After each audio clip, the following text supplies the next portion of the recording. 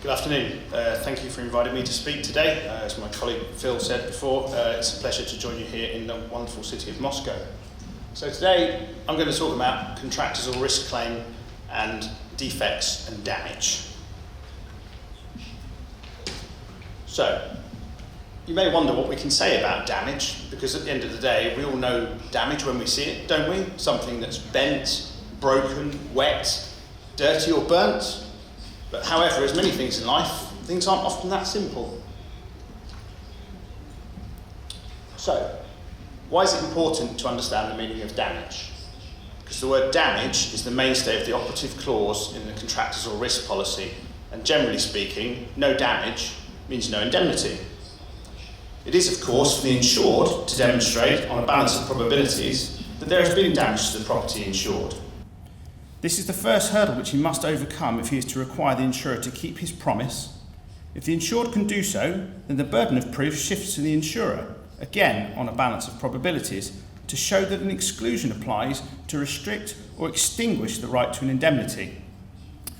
Contractors or risk policies also contain defects exclusions, which, to be applied, require an understanding of the difference between something which is damaged and something which is just defective.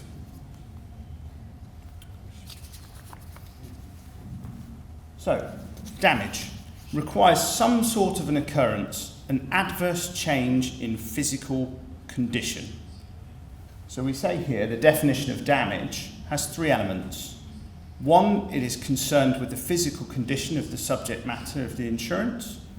Two, it requires a change to that physical condition which occurs during the period of the insurance cover. Thirdly, that change must be for the worst. It must impair its usefulness or value as a thing. So there's a two-stage test that we often think about as loss adjusters. The first one is, has there been a physical alteration or change in the insured property? The second one is, has that change, if it's occurred, impaired the usefulness or value of the thing that's changed? In fact, I think we could say, in a contractors or risks insurance context, damage could be usefully summarised in a three-word phrase which encapsulates the two-stage test. Adverse physical change. Physical change referred to here is adverse if it impairs the usefulness or value of the thing that has been changed. Similarly, or not similarly, but somewhat differently, a defect is just a state of affairs. A defect can be the quality of an item which makes it less valuable or less fit for its purpose that it is intended. A thing is in defective condition if it suffers from such a quality. So Arnold in marine insurance defines a defect as something that is a condition that causes a premature failure which is present in the relevant part when it was constructed or installed, which then comes into existence as a result of the way in which that relevant part was designed, constructed, or installed. So here's some examples of defective condition. If we've got a low pressure turbine and it's being commissioned as part of a construction of a new power plant, and during the commissioning process, it's established that the radial sealing fin clearances turned in the blading area are just a little bit too small due to erroneous dimensions being specified in the manufacturer's drawings. Is it too fit to say the manufacturer's design is slightly incorrect? And as a result of that incorrect design, the sealing fins just may rub during operation, which, if that happens, could lead to the rotor being blocked and further operation of the turbine not being possible. And if that happens, extensive repair would be necessary.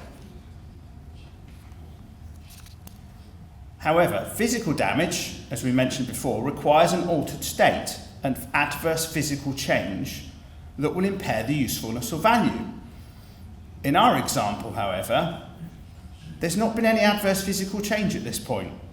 It's more of a case that the turbine itself, if operated, might sustain damage. At that particular time, it's not changed, it's just that the sealing fins are defective from the moment of their creation.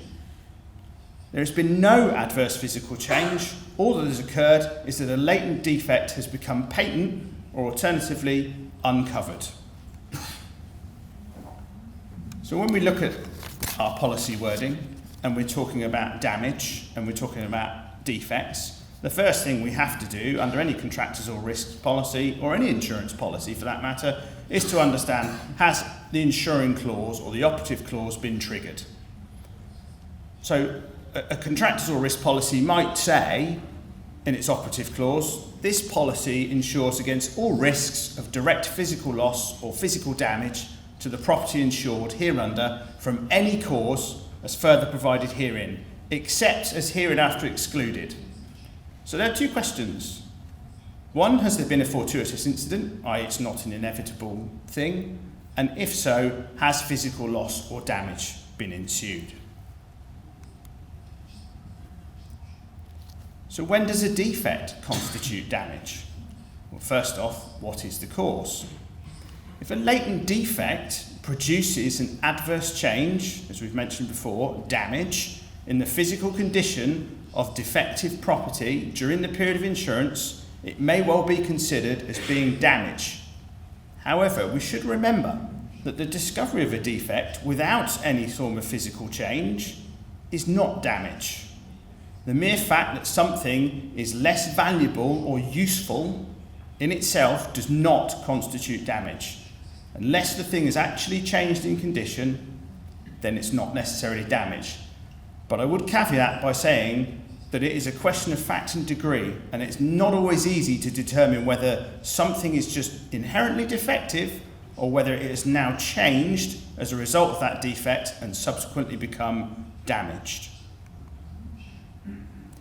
So there are a number of defects exclusions that are quite common in contractors or risks policies. So I'll just touch on these relatively briefly. They're all fairly common. I'm sure most of you will come across them at some point or another. So I'm going to refer to the leg exclusions, which are the London Engineering Group ones, which are common in most international construction insurance policies. So the first one is an outright defects exclusion, which is leg 1. And basically what that says is that if you have damage to the contract works as a result of a defect in design, plan, specification materials or workmanship, then as a result of that damage, it's excluded.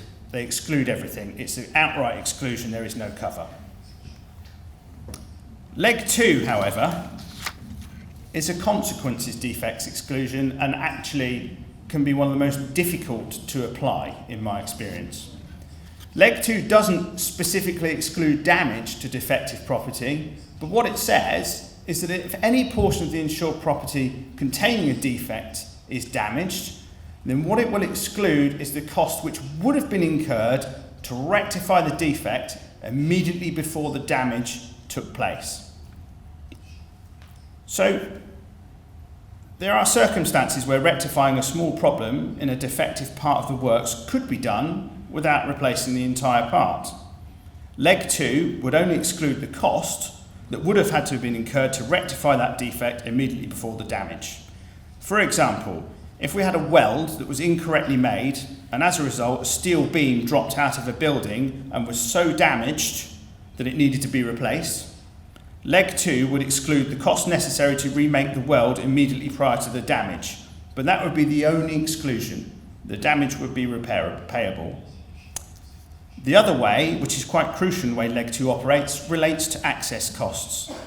So for example, if damage is caused to non-defective property in layers above a defective part of the works, and you need to break through the damaged upper layers to get to the defective lower layers, under Leg 2, the damage to the upper layers would not be covered if the only way of rectifying the defect in the lower layers immediately before the damage happened would have been to break out the sound upper layers. So to conclude with Leg 2, when you're handling claims with that particular exclusion, it's important to reach a conclusion as to when the damage has occurred. If we can answer that question, then this will enable us to assess what would have needed to have been done to put right the defect immediately before the damage happened. Finally is the improvements defects exclusion, which is Leg 3. It's the narrowest exclusion of the leg wordings and it provides the widest cover. In effect, what it will pay for is what I like to class as a cretinous rebuild.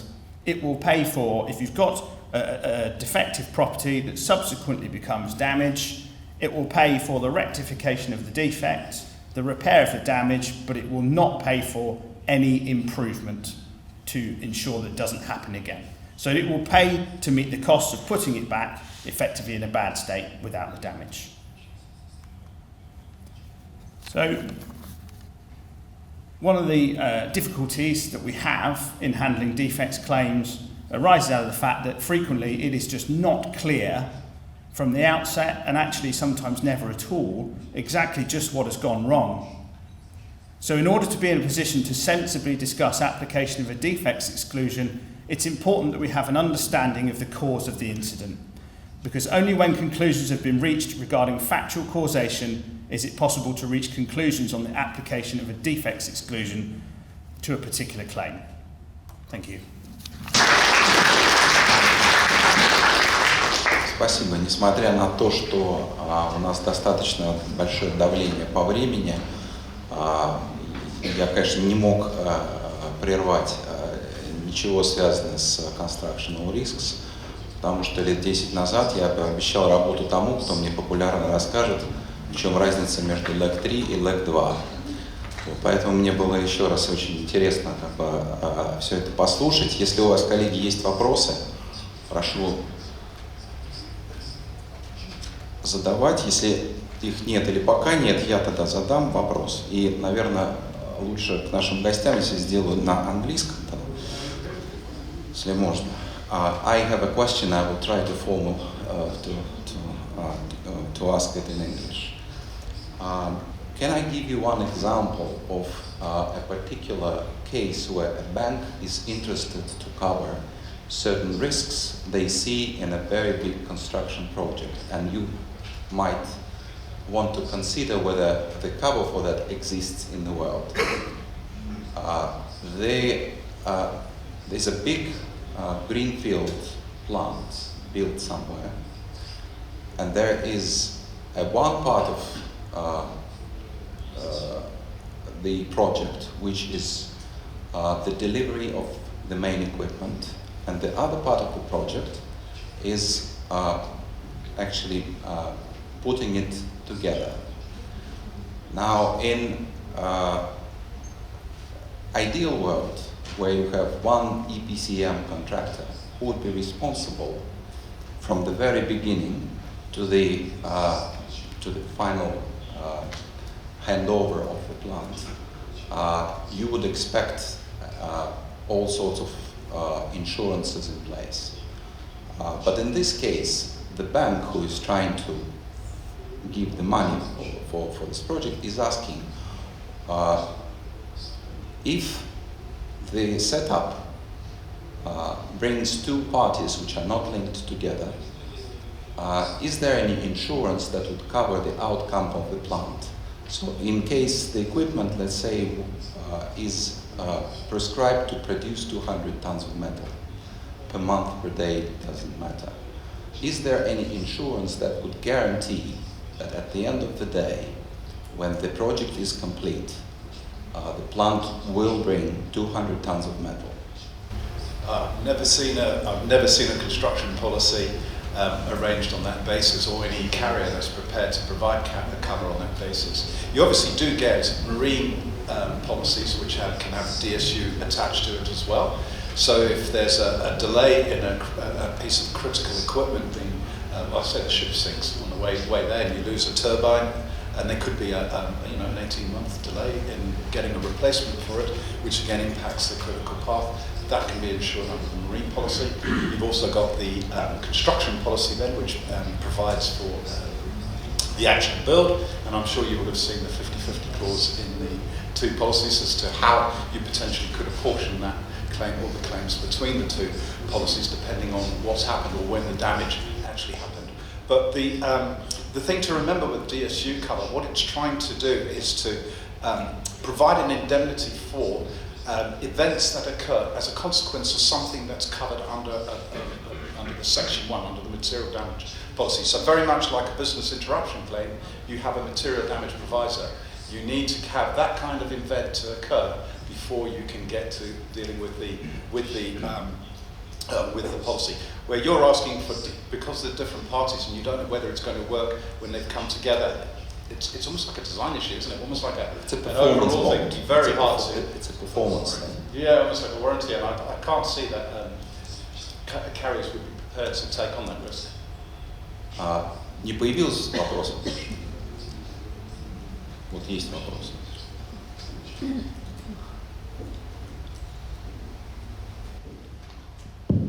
Здравствуйте, коллеги.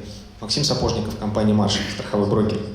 У меня вот вопрос про Delayed Startup. Вот Сергей упомянул международных кредиторов, которые очень часто требуют DSU страховать. Но вот я для себя до сих пор не могу найти ответ на вопрос, который звучит так. Есть Marine DSU, есть просто DSU.